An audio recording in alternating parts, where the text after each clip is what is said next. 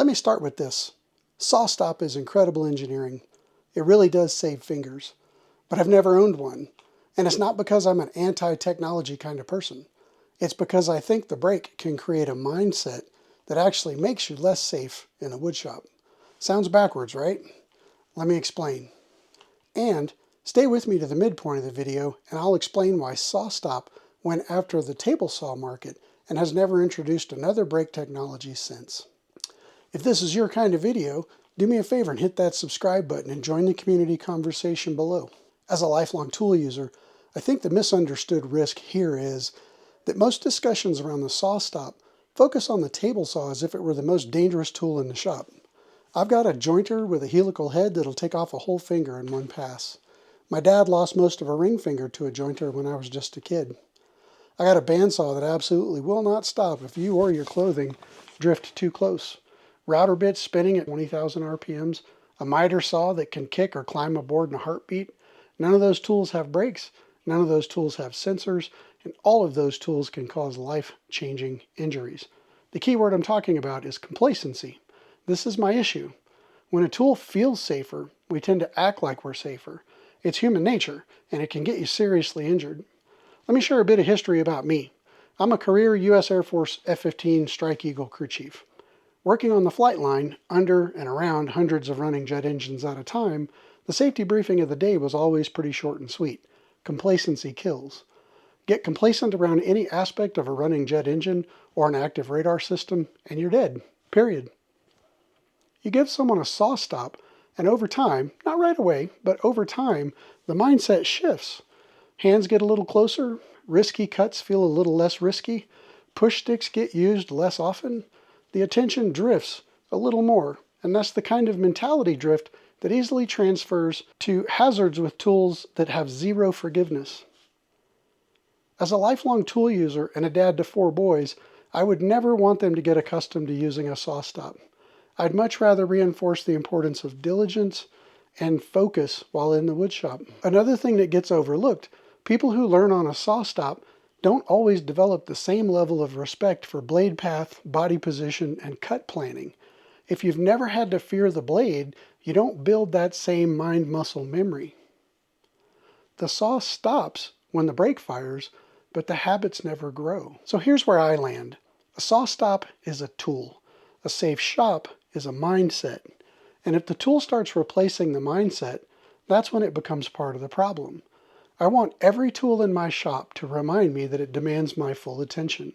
Every blade should feel dangerous because every blade is dangerous. All right, little side exit here. As mentioned earlier in this video, here's 5 reasons why SawStop went after the table saw market, but has not offered similar technology on any other tool since then. First, the table saw is the most universally owned stationary tool. From high school wood shops to hobby garages to pro cabinet shops, the table saw is the centerpiece tool. It's usually the first big machine that woodworkers buy. That makes it the biggest market and the easiest path to widespread adoption. Second, it is statistically responsible for the most injuries. Even without knowing the exact numbers of saws in the world, injury data has been consistent for decades. Table saws account for the majority of severe woodworking accidents. If you're inventing a brake system that prevents injuries, you go where the injuries are. Third, it's the tool schools fear the most. School districts have budgets. Table saw injuries are high liability. A technology that prevents missing fingers is an easy sell. Bandsaw nicks may not bankrupt a school district, but a table saw injury certainly could. Fourth, the blade stopping physics are uniquely solvable.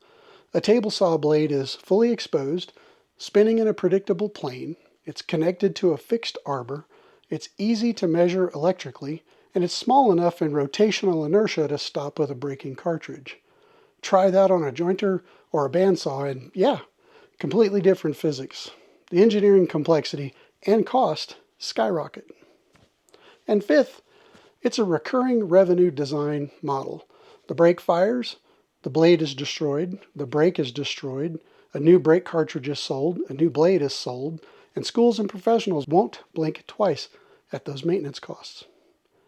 Economically, The table saw is the perfect machine to attach a proprietary consumable safety device to. So SawStop didn't choose the table saw because it's the most dangerous in theory. They chose it because it's the most widespread tool with the most injuries. It's the easiest to engineer, the easiest to sell, and the most profitable in the long term. Look, I'm not saying that nobody should buy a SawStop.